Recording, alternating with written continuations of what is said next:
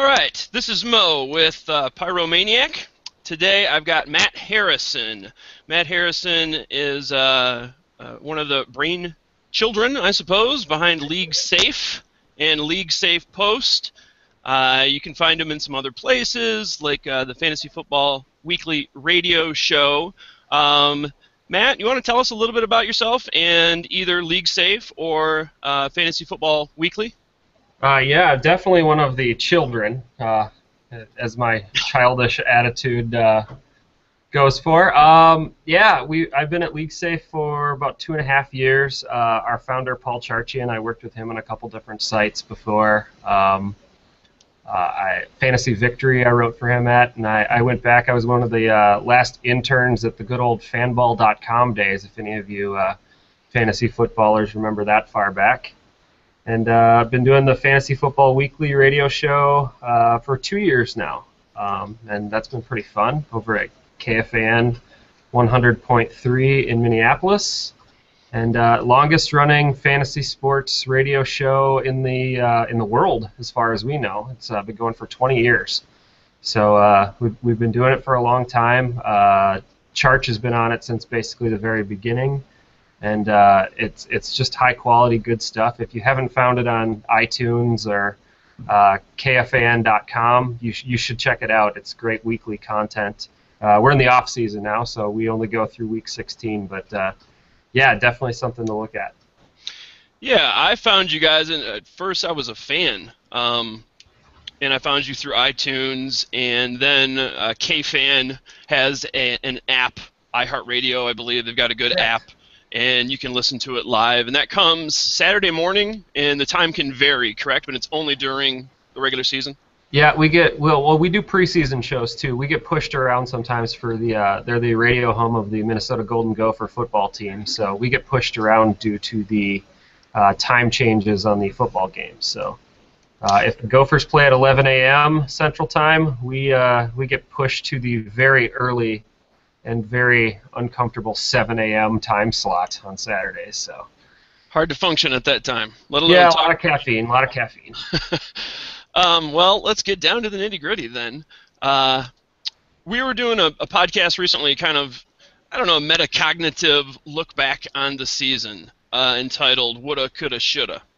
So if you could, go back in the DeLorean and fire it up to 88 miles an hour and start over in your draft, what would you do different this year? I think one of the things that we kind of figured out along the way is drafting. If you're drafting at the tail end of the first round, we like to do something called do the opposite, which you've probably heard if you've done if you've listened to KFAN for a while.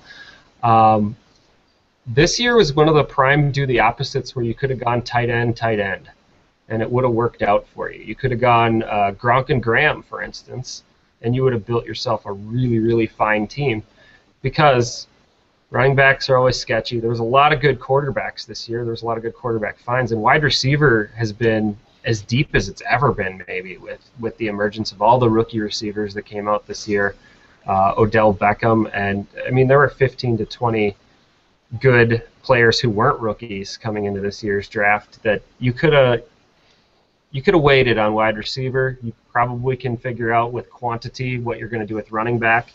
Quarterback was as deep as you could do, and I think that it definitely was a year that if you went tight end, and put every other team in your league at a complete crazy disadvantage, you were probably coming out ahead of the game and making the playoffs at the very minimum.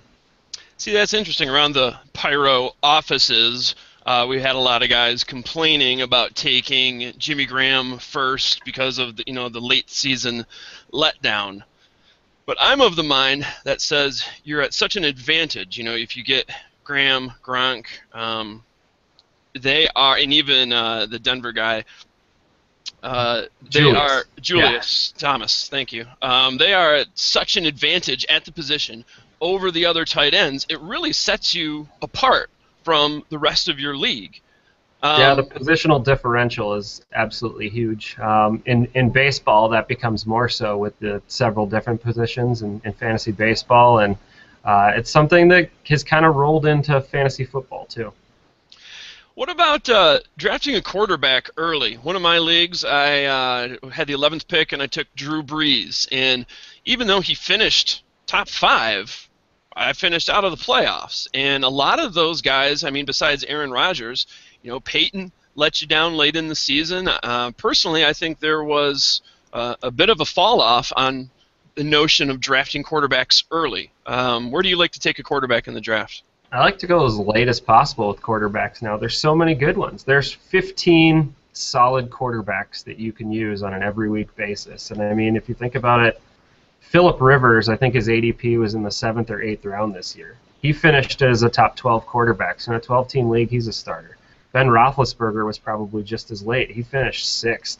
Ryan Tannehill was probably not drafted in most leagues. He finished 8th. Eli Manning, everybody forgot about. He finished 10th.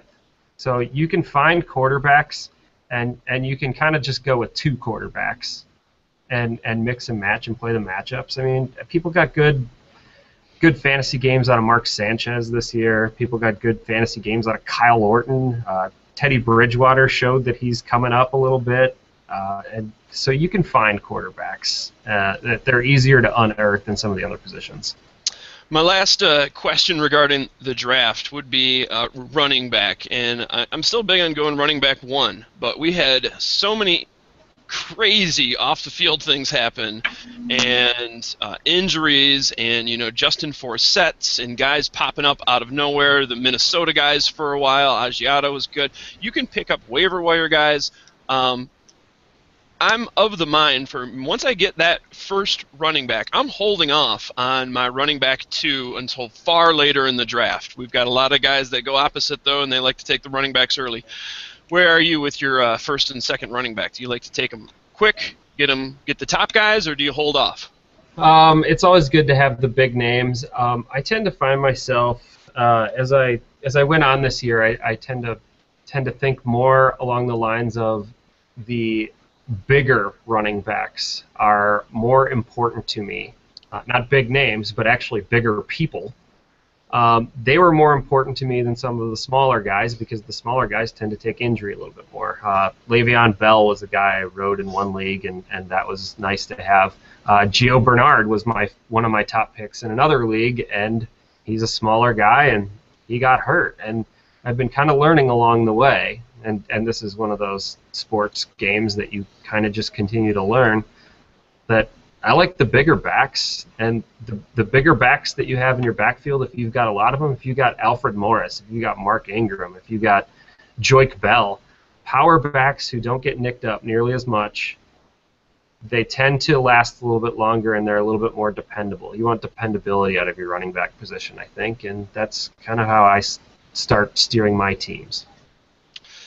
And takeaways from the season, one of my big mistakes, I think, I went for some of these explosion-type players. I fall in love with rookies real early, Patterson, Cooks, and unless you pick the right one, it ends up kind of hurting you. So one thing I learned or my takeaway, is to get some of the guys that aren't going to be as flashy, but they're dependable. Don't always go overboard on the breakout guys. You may not get the oohs and the ahs in the draft room taking some of those more traditional guys, but you're going to be better for it in the long run. Is there anything you would do different looking back on the season? Well, I think if you draft a whole bunch of a giant team full of really just safe guys, that you're going to have a safe team that doesn't win the championship. You have to calculate where you're going to take your chance. And if Cordero Patterson was your guy that you calculated on taking a chance, well, he missed this year, and your team probably suffered because of it. But there are years where you could take the guy who is just on the verge of becoming great, and it pans out for you. I think of Arian Foster and Jimmy Graham, who were each guys that you kind of had to take a chance on back in their big breakout years, and those guys won fantasy championships for people. So you got to get a little bit lucky in fantasy football, but you have to find the guy. You have to try to unearth that one guy and be right. You can't take too many chances, but if you're going to take one or two, I'm okay with that, especially as you move to the mid and later rounds. I'm trying not to do that in the first 4 rounds of a draft if it's me. So the old Greek philosophy, having the balanced life, right? Having a balanced roster. Yeah, balance your risk and your safety. Kind of like a good portfolio, right? There you go. One thing that's kind of taken the fantasy world by storm is the weekly leagues that are still kicking even now. You guys do the Almost Daily podcast, and you've got a Thursday one, which is really great for FanDuel-type leagues where you can redraft every week. How do you see the strategy being a little different if you are drafting per week versus once at the beginning of the season?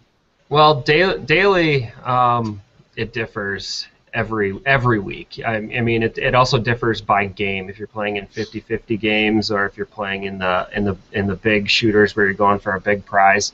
In those, which I tend to steer more toward, because I usually play small time ones, $2 one, that kind of thing. But I put in 5 to 10 teams a week maybe, and I try to I'm learning a lot from my co-hosts on that show, Christian Peterson and Brian Johnson, about let's look at who do you think might be the most drafted player this week, and do I need to have him, or do I need to fade away from him and find some other guys? What value plays can I get? And it's a lot about roster construction on the weekly basis. I try to fill in my value guys first, so I know what I have left for some of the bigger guys. But I've seen people go, you know what, I need Arian Foster in my lineup this week, and I know he's $8,000, and I'm going to put him in, and I'm going to build a roster around him. So you can do it both ways. It's very interesting because you can do it both ways in the same week. You can build a team of safety. You can build a team with high risk. You can build a team of all Broncos if you want. And I know I've seen a couple of big winners on some of the sites who have gone heavy on Patriots or heavy on Eagles and stuff like that, and that works out every once in a while, and so it's something to take a look at. So, if you're going to spend the bucks on one of the daily leagues like FanDuel, are you going to spend it at the running back position, quarterback, wide receiver, or does it really just vary? It varies week to week based on the matchups. I mean, if there's a week where you have 7 or 8 running backs who just have great matchups, and some of them kind of fall into that middle or lower tier of price, maybe it's not the week that you spend on running back. Maybe it's the week that you go get the 1 or 2 wide receivers that are the guys you need to have on your roster that you're going to have to pay for. Couple more questions for you here, Matt. At Pyro, we're always looking for new formats, new leagues to join, and we're getting into Dynasty. We've got a guy, Houdini, who is sort of our Dynasty guru. You guys do something called the Empire League. You want to explain what that is for us? Yeah, the Empire League's kind of a standard Dynasty league where you hold over all of your guys year to year. So you keep them forever. The catch in the Empire League is kind of 2 things. First, we have a rolling Emperor pot that we call it, and half of all of our entry fees go into this rolling Empire pot.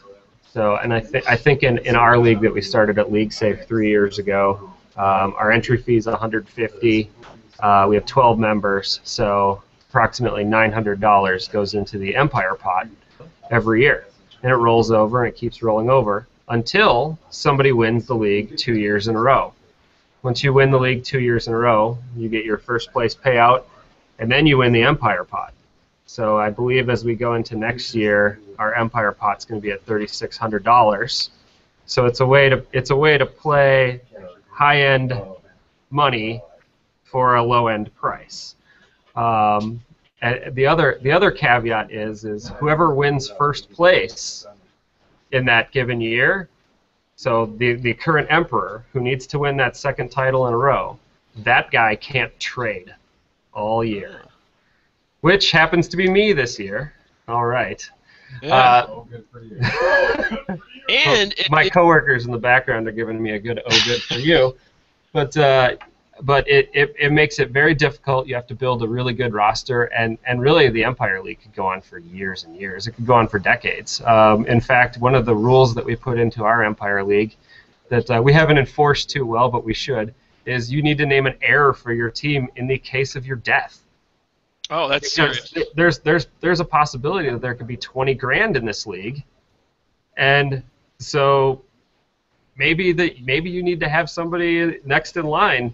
Is it your son you want to take over the team? Is it one of your trusted buddies that you want to take over the team? Maybe it changes along the way. That is hardcore. It's a pretty interesting format, and we've had a lot of fun with it. It's definitely been the most fun Dynasty League that I've ever been a part of because of all the little different rules that make it a good time. Well, and the problem with a lot of Dynasty Leagues is if you kind of have a crappy team, you're 4 years into it, you lose a lot of interest. But at least this keeps guys interested. It's a chance to earn money back down the long run, and even if you're out of it, it keeps you gunning for that guy who's the emperor to make sure he doesn't succeed. Yeah, absolutely. Last year, actually, I finished near the bottom of our league, and it started rough. It started like an 0-5 season. So I sold all the parts I could to get to Aaron Rodgers, who was injured last year, knowing, hey, I can buy him low now. A team that needs to go to a championship or has a playoff chances is going to need to unload him, and he's going to be a guy that I can bank on next year. So it's a good way to look into the future, and you really want to maximize any potential you have in the playoffs in that given year because you might not get back to the playoffs the next year. So you have to do everything you can. You kind of have to sell out to try to win if you got a chance. So it makes it interesting. It makes it a good buyer and seller market in the trade market every year going down to the deadline. So we like it a lot. It's really fun. Yeah, it sounds like a fantastic idea. I'm interested in that myself. And last thing, we're always trying to, at Pyro, unearth sites and give people strategies and resources during the off-season as well. I know League Safe isn't just about the collecting money and the dues, but you also have the League Safe Post. What can fans find there at League Safe Post? League Safe Post is kind of our blog that we put up a lot of different stuff relating to fantasy football. More often than not, we have a handful of writers for fantasy football. We do fantasy golf and fantasy baseball stuff too, but not nearly as much as football. So. We got good stuff there. I do the Super Rankings every week, which is a computer-generated ranking system that's based on a player's stats, the defense he's facing, and a whole bunch of other data inputs that we throw in there. Brian does a weekly daily fantasy article. We have a couple other good writers who put up waiver wire editions and that kind of thing. We're not super huge, and we don't put up stuff as often as some of the bigger sites, but the quality of our stuff is really solid, and I think people really appreciate it and use it as a tool. If you can find it, League Safe Post, bookmark it on your site. You'll like what you see. Yeah, I can vouch for it. I use it. You guys are putting out some good stuff. Matt, I really want to thank you for your time and sharing a bit of knowledge with us at Pyro here today. Yeah, no problem. Once Good again, luck to you guys. Thank you very much. Matt Harrison from League Safe Post, and the Fantasy Football Weekly radio show. This has been Mo, Pyromaniac. We'll catch you next time.